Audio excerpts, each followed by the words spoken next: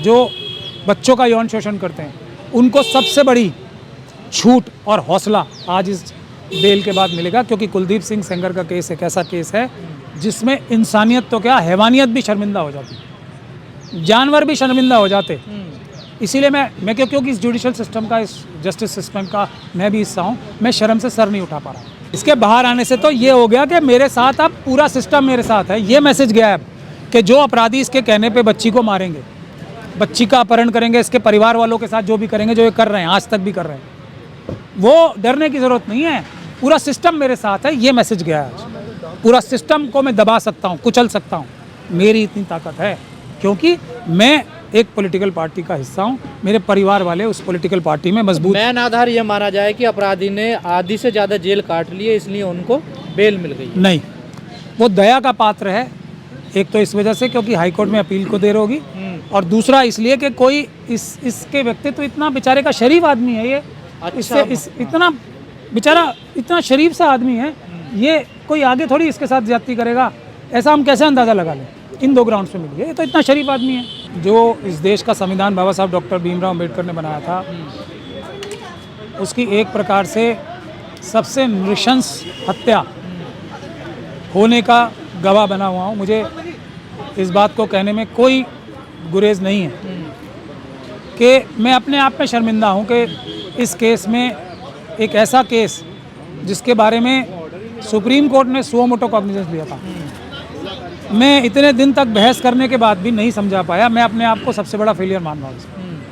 मैं ऑनरेबल जज साहबों को, दो जज साहब थे इसमें, ये समझाने में नाकाम रहा कि ये व्यक्ति जो एक बच्ची का, जो कि उसके एक तरीके से बेटी के समान है, क्योंकि ये उसको बेटी की तरह ही बोलते थे, जिसको वो दादा बोलती थी, उसका रेप करता है इस बच्ची का, वो रेप की शिकायत ना करे, उसका गैंग रेप करवाता है। उसके बाद वो बच्ची और उसका परिवार कंप्लेंट ना कर दे, उसके चाचा को अरेस्ट कराता है, उसके पिताजी को अरेस्ट करवा के थाने में इतनी पिटाई होती है कि उसके मारा जाता है। उसके बाद सुप्रीम कोर्ट कॉग्निजेंस लेती है, तब कहीं जाके उसकी एफआईआर दर्ज होती है। एफआईआर दर्ज होने के बाद भी वो केस लड़ने अपना अदालत जा रही होती है, तो उसका और उसके परिवार वाले जिस गाड़ी में थे उसका एक्सीडेंट कराया जाता है इसी कुलदीप सिंह सेंगर द्वारा, और ये ऑलमोस्ट मर गई थी बच्ची। तो हम ये समझाने में कामयाब नहीं हुए जज साहब को कि ये व्यक्ति दया का पात्र नहीं है। इतनी दिन लंबी बहस करने और दिल्ली हाई कोर्ट ने क्या आधार दिया, किस आधार पर उनको बेल दी है, कुछ तो कहा होगा ना दिल्ली हाई कोर्ट। दो मुख्य आधार हैं। पहला मुख्य आधार ये कि हाई कोर्ट के पास समय नहीं है इस अपील को सुनने का। हालांकि इसके जवाब में हमने ये बहस की, मतलब ये जजमेंट में लिखा है, ये जजमेंट में लिखा कि हमारे पास समय नहीं है। समय नहीं है क्योंकि हमारे पास काम का इतना लोड है, इसलिए इसकी अपील सुनवाई करने का टाइम नहीं है हमारे पास, और इसलिए क्योंकि टाइम नहीं है, इसके मौलिक अधिकारों का हनन हो रहा है कि इसको, हालांकि इसका सज़ा हो चुकी है लेकिन फिर भी इसके मौलिक अधिकार हैं, हम इसकी अपील नहीं सुन पाएंगे, इसलिए हम इसको बेल पे छोड़ देते हैं, सस्पेंशन कर देते हैं इसके सेंटेंस की। एक वजह ये। दूसरी वजह ये दी गई है कि ये व्यक्ति, हालांकि इसने ये सब कार्य किए हैं पहले, मगर ये आगे क्या करेगा इसकी क्योंकि संभावना ही है ना, आगे की बात तो कोई ऊपर वाला ही जानता है और तो कोई जानता नहीं। तो हम संभावनाओं के बुनियाद पे इसको क्यों बेल के राइट से, या जो राइट नहीं है अब, इस हम दया करने से क्यों महरूम रखें, इसके ऊपर दया हम क्यों ना करें, इसलिए हम दया करते हैं। हालांकि इसका बैकग्राउंड भी है, और हालांकि हम, मेरी यानी कि विक्टिम के वकील की ये बात भी सुनने को तैयार नहीं है कि हम कह रहे थे कि आप इससे कम समय लगेगा। तो उम्र कैद थी ना सर? हाँ, उम्र कैद थी, फिर भी तो क्योंकि इस आधार पे उम्र कैद के लिए ये बोल दिया कि क्योंकि 14 साल की उम्र कैद मानी जाती है, इसलिए आधे से ज़्यादा जो है सज़ा हो चुकी है, तो कानून में प्रावधान है कि आधी जिसकी सज़ा हो जाए तो उसको छोड़ा जा सकता है अगर कोर्ट उसके ऊपर दया दिखाए तो हमने दया के खिलाफ इतनी लंबी जो बहस की थी वो हम समझाने में कामयाब नहीं रहे। कोर्ट ने इसको इन सब एक्टिविटी के बाद भी दया का पात्र माना, ये हमारा फेलियर है, मैं इस बात को तस्लीम करता हूँ। तो क्या अभी जेल में रहेंगे या फिर बाहर आ जाएंगे? नहीं, अब जेल में रखने के लिए मुकदमा भी तो, एक मुकदमा बाकी है, लेकिन वो एक फॉर्मेलिटी है, क्योंकि डिवीजन बेंच की जब बेल हो गई तो वो तो सिंगल बेंच है। ये केस इतना क्लासिक केस है कि एब्स्टीन फाइल इसके सामने ज़ीरो है, और एक बच्ची का केस है, ऐसी लाखों बच्चियों के साथ रोज़ होगा अभी। इस जजमेंट की वजह तो से। इससे समाज में क्या मैसेज जाएगा जब कुलदीप सेंगर जैसों को बेल मिल जाएगी, तो क्या मैसेज समाज में इससे मैसेज ये जाएगा, किसी भी बच्ची के साथ ऐसा होता है तो उसको पुलिस के पास जाना ही नहीं चाहिए, वरना उसकी और प्रताड़ना होगी, वो उसका गैंगरेप होगा, उसके पिताजी को मारा जाएगा, उसको खुद मारने की कोशिश की जाएगी और सुप्रीम कोर्ट स्वतः संज्ञान लेने के बाद भी उसे बचा नहीं पाई। इसका मैसेज ये जाएगा।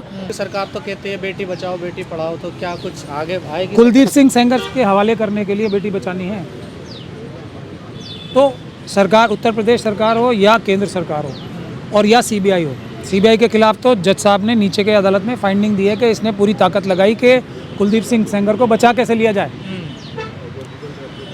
उसके बाद केंद्र सरकार हो या उत्तर प्रदेश सरकार हो, दोनों ने पूरी ताकत लगाई सुप्रीम कोर्ट में बड़े से बड़े वकील पेश करके कि इनकी सिक्योरिटी विड्रॉ कर लो ताकि ये डर जाए। आपके पास आगे क्या रास्ता है?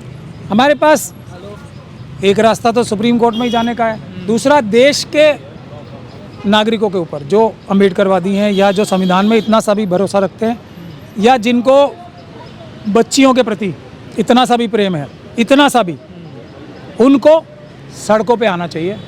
निर्भया जो कांड था वो इसके सामने इतना सा भी कांड नहीं, क्योंकि निर्भया की तो जो भी हुआ एक ही दिन हुआ ना उसके साथ, इसके साथ, इसके पिताजी के साथ तो 2 बार इसके साथ हुआ, 3 बार इसके साथ हुआ, बल्कि इसको मारने की भी कोशिश की, ट्रक चढ़ाया गया, इसके पिताजी को मारा गया, इसके साथ गैंग रेप हुआ, इसके साथ रेप हुआ।